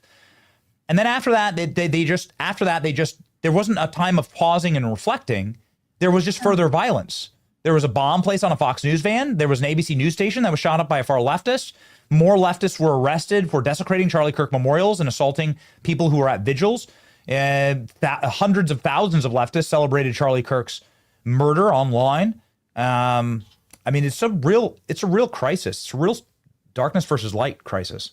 It really is. And I do have to point out as well what's happening with these riots across sanctuary cities across the country, whether it be Los Angeles, Portland, or Chicago. We're seeing law enforcement being hurt there. We just saw out of Chicago, a law enforcement officer is in severe condition after an illegal alien tried to evade arrest and he was being dragged through the streets of Chicago. It's disturbing what's going on. And I think that something that's also important is we don't let it slow us down. We don't let it deter us. We have 151,000 applications to join ICE law enforcement. That's despite the danger. That's despite the smears of the left. And we're going to keep going. We're going to hire more ICE law enforcement. We're going to flood the zone. And we're going to make America's community safer, as President Trump, his mandate was, the American people's mandate, and exactly what Charlie would have wanted. Yes, that is precisely correct. Do you view this as like organized Bolshevik violence? Do you view this as some type of like neo-Marxist violence that is organized throughout the nation? We do. And we're seeing these protests, or really these riots, are increasingly highly organized. People are being bussed in, not even from the state or city of that jurisdiction. Wow. We'd love to see an attack on the funding mechanisms for this, because these people don't have jobs. They don't have the capacity to do this themselves. That's right. Yeah. This is being professionally organized. And that's how you actually, cripple the organization. Yes. Okay, so you talked about recruitment numbers. ICE has, without a doubt, the best recruitment campaigns and some of the best viral campaigns of all time. The Pokemon campaign was really something that dropped this week. If we could just do a tone change here, it's been really spectacular. But what I got to say, my favorite was Theo Von and the. Heard you got deported, dude. Bye. But then Theo Von didn't like it, which is crazy. So, what's up with that? I haven't talked to Theo about it specifically or personally, so I know he didn't like it. It's gotten quite a bit of coverage, but this is what we need to be doing, whether it be Pokemon or Theo Von. We need to be engaging with young people and people who are disaffiliated from politics. Don't watch the news. Don't watch CNN. Don't regularly talk about politics. We need to be reaching out to them directly where they are, and so that they're getting our message. They know what we're doing. They're not believing the lies they constantly hear about ICE, but they're actually seeing who we're getting off of these streets. And that's why we did the Pokemon lists out. Child predators, MS-13 gang members, murders, really horrendous individuals that we've gotten off of America's streets who have just been walking around with impunity for the last year under President Biden. So a message in closing here to those on the left And obviously, you're doing God's work with deporting so many of these criminals. But those on the left who seem to be actively organizing now confirmed copycat attacks on you and your agents. And how will you stop this? Because nobody wants to see more of this. What is your message to that extremist, Marxist, left-wing, terroristic organization that continues these attacks? We won't stop. We won't be deterred. We will find you, and you will be arrested, and we will prosecute you to the fullest extent of the law. Benny, it's unacceptable. This political violence and the culture in this country, it has to stop. And this administration under President Trump, we're going to find a solution. The American people can rest assured of that. Yeah. Antifa being designated as a terrorist organization is a good first start. I'm sure that means a lot of extra work for you, but a good first start. It's an honor to do it. It is. Wonderful to hear it. Trisha McLaughlin is obviously the one that you should follow here. She's got nearly 100,000 subscribers, and God, Family, Country right up there in the top of the bio, and that's exactly where we should be. Yeah, are you ready to cowboy up, she says here on X. And I got to tell you what, man, that is exactly what Trisha's done at DHS, and it's an honor to have you, Trisha. It's an honor to join you. Thank you, Benny. God bless you. Godspeed.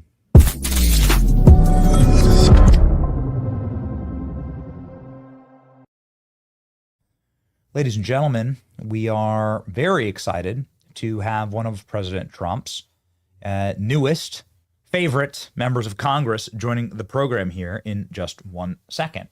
Something that joined my household was also something that President Trump loves a great deal, which is a giant box of teddy bears. Now, let me explain myself, please.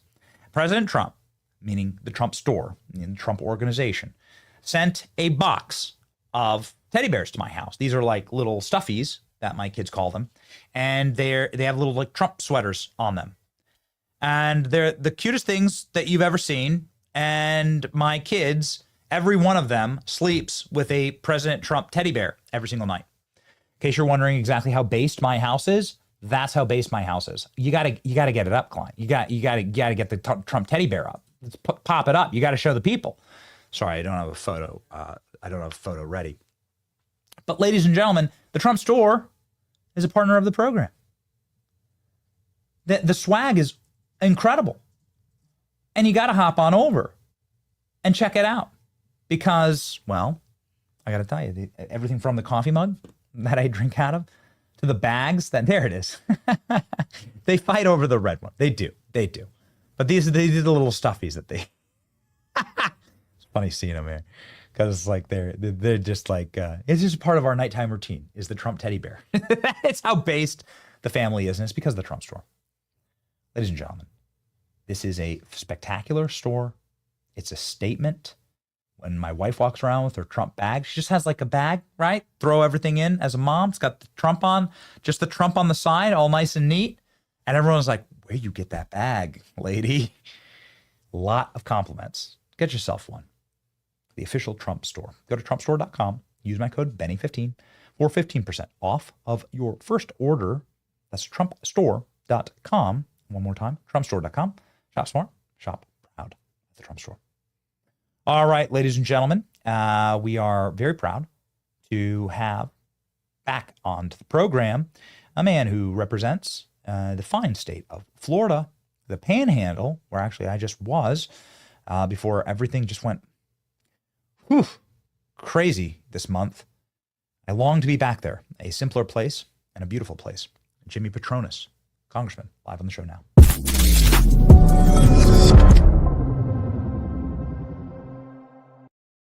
Congressman, thank you so much for coming back on the program and also for your work trying to unstuck Congress. I know you haven't been up there long. What have you learned in your short time in D.C.?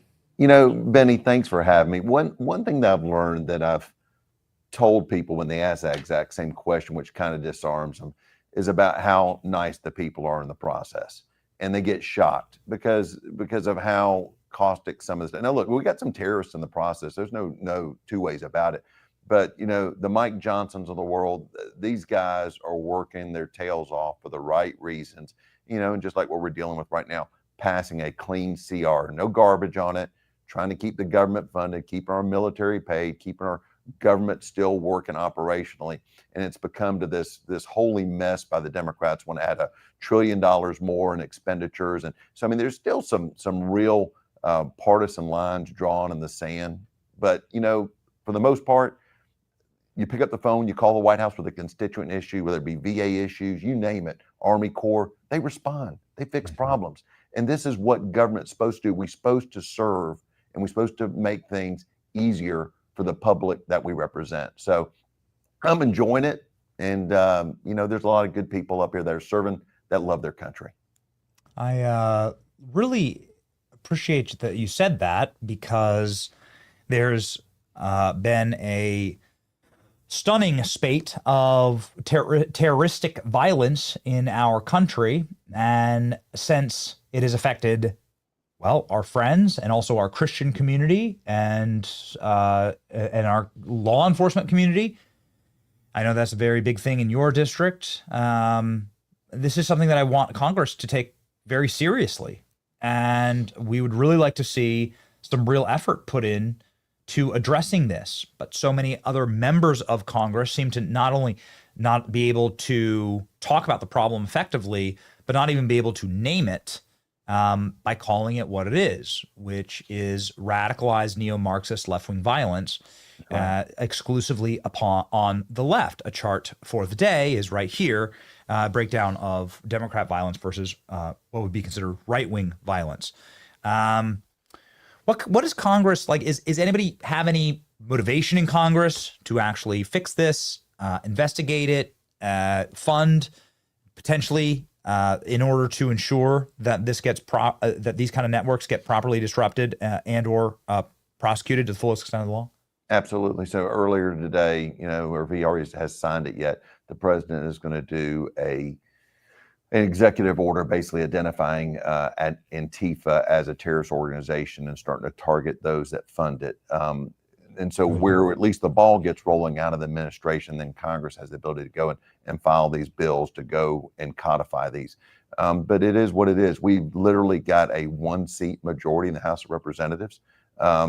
You almost really don't have a 3-seat majority in the Senate, where you've had J.D. Vance had to come in multiple times to break votes, because you have, members of our party that will just dig in and will just fight against anything that makes any common sense. It's unfortunate. So, I mean, there's a lot of hand holding. And like I said, the patience of Mike Johnson through all this has just been amazing, how hard he works to get these across the finish line.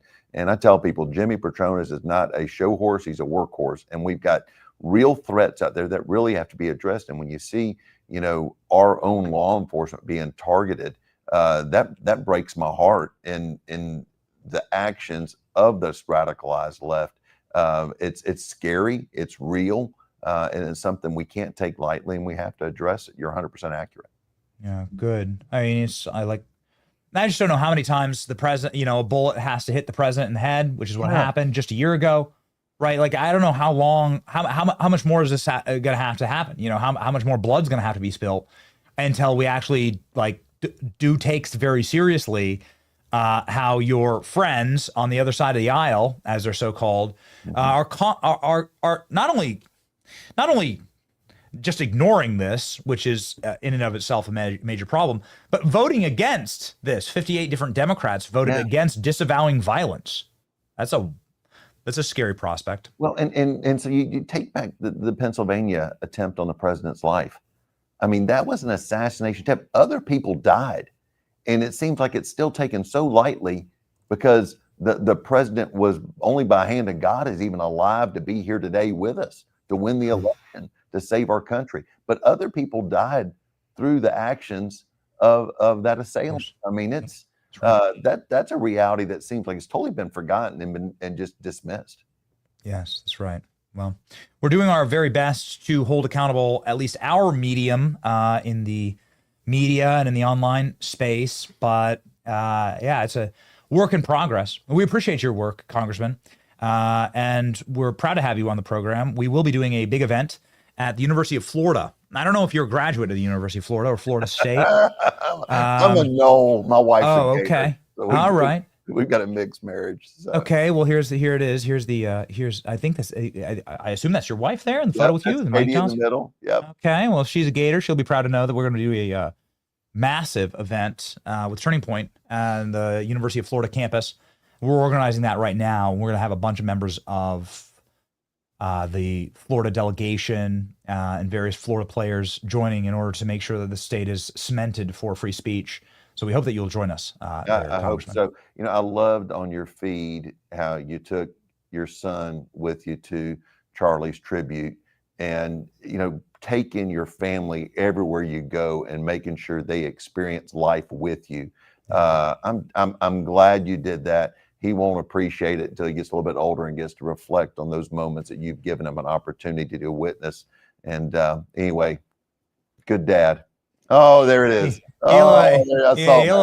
He'll appreciate probably when he's older this Elon conversation. I mean, you're getting me emotional right now because my boys the other day, you know, they asked me, Jimmy, why did you run for Congress? I said, you know, I got kids I'm fighting for, you know, and you know, to see the experience and memories we're making as a family, but also making a difference, trying to save our country, it's worth the sacrifice. This is the only baby, as far as I know, that has been fought over by the Secretary of War versus the Secretary of National Intelligence, the Director of National Intelligence. Yeah. And so that's you know, you got a bright future there, right? You got a bright future. Tulsi wouldn't give him up. Tulsi was like, nope. Well, I'm curious. Nope. Is that your first child? No, this is number 4. Okay, number 4. I thought you had more than one. I love to ask mom and dads who are obviously with their first child. I'll ask them. I said, and you need to do this because you'll see an expression that it'll nourish your soul. You should ask those young parents, did you ever think you'd love something so much? And you'll see this expression come over the face because they realize they did not know what type of love this was until they had a child. And my wife, it drives her crazy because I walk up to total strangers and ask them that question. But it's just such a feeling of good that I appreciate, and I like to make sure they reflect on how special building a family is. We got 4. These are the 4 babies. These are the 4 babies right there. That photo's taken in your district. So next time, Congressman, and until next time, everybody follow the great Congressman Jimmy Patronis, and hopefully we'll see you at Florida, University of Florida. The date is yet to be announced, but we're gonna do. Yeah, it's gonna be a great Florida event for Turning Point. Sounds great. Great to be with you, brother. Take care. Godspeed.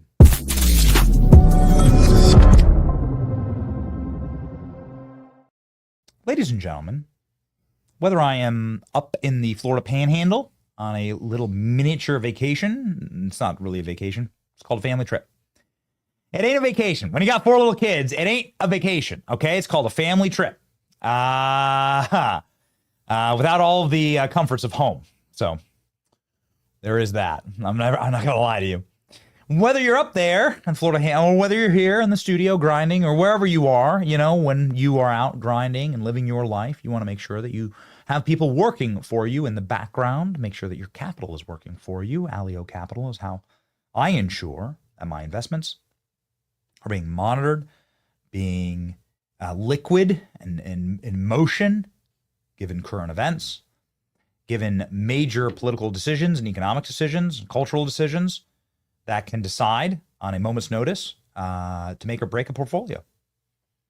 Allio Capital uses AI in order to track market motions and to make sure that your money is working the very best for you. Given the shifts in inflation and interest rates and global risk, now is the time to use smart investing. That is Allio Capital. Download their app in the App Store or Google Play. Text my name, Benny, to 511-511. That's ALLIO Capital. Text Benny to 511-511 and download the Allio app. Text Benny to 511-511 today. All right, ladies and gentlemen, that was a banger of a show. We will be live on Will Kane's program here in just a few minutes. So actually, we are right up against our hard out, so we got to jump. We have some major announcements. It's going to be exciting today. Stay tuned. We're going to be locking in. Just got to let you know. Like, you all give us the power to fight back, You know, it sucks to lose a friend, but it is exactly what Don Jr. told me at the floor of Charlie's memorial. No one can replace Charlie. Don Jr. and Dan Bongino and I were talking, and they with great intensity, Dan Bongino. Nobody can replace Charlie. We all go 10% harder, and we can bridge the gap. We can fill the gap. Okay, all of us. And that's how we continue the mission.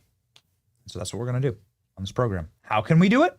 Well, we lock in with our Lord and Savior, with our faith, put on the full armor of God, Isaiah 1:17 for our verse of the day.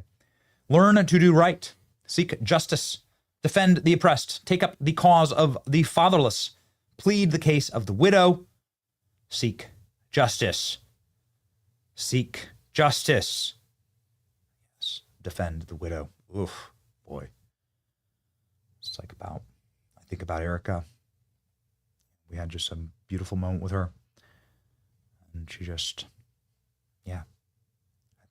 I don't want to reveal too much, but we've known her for a long time, and she just cried in our arms. And there's not much else to say. God has been working through her and her life, and that was it. You didn't see Erica on stage. What you saw was like the pure energy of the divine. That's what you saw when Erica was giving those speeches.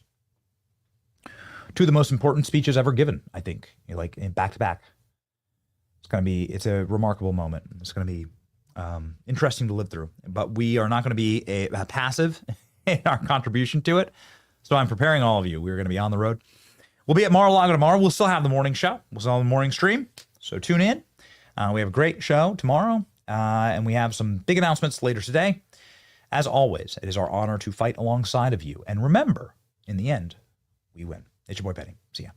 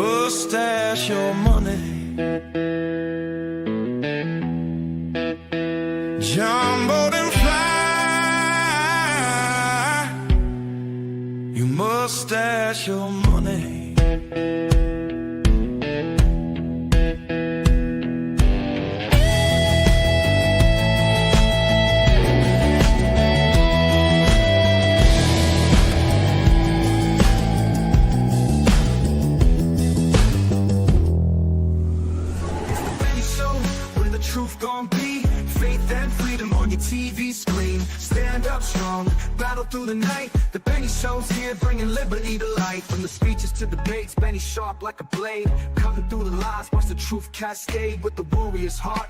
This man never fades. You know it's prime time when Benny invades. From saving the nation to stories untold, the Benny shows the storm, see the truth unfold. Stay in the loop, let freedom take hold. Salting all the libs, soul never sold. It's the Benny Show, where the truth gon' be. Faith and freedom on your TV screen. Stand up strong, battle through the night. The Benny Show's here, bringing liberty to life. Liberty to light, bringing liberty to light. Liberty to light, bringing liberty to light. From the speeches to debates, Benny sharp like a blade. Cutting through the lies, watch the truth cascade with the warrior's heart. This man never fades. You know it's prime time when Benny invades. From saving the nation to stories untold, the Benny shows the storm, see the truth unfold. Stay in the loop, let freedom take hold. Salting all the libs, soul never sold. It's the Benny Show, where the truth gon' be. Faith and freedom on your TV screen. Stand up strong, battle through the night. The Benny Show's here, bringing liberty to light. Bringing liberty to light. Bringing liberty to light. Bringing liberty to light. Bringing liberty to light.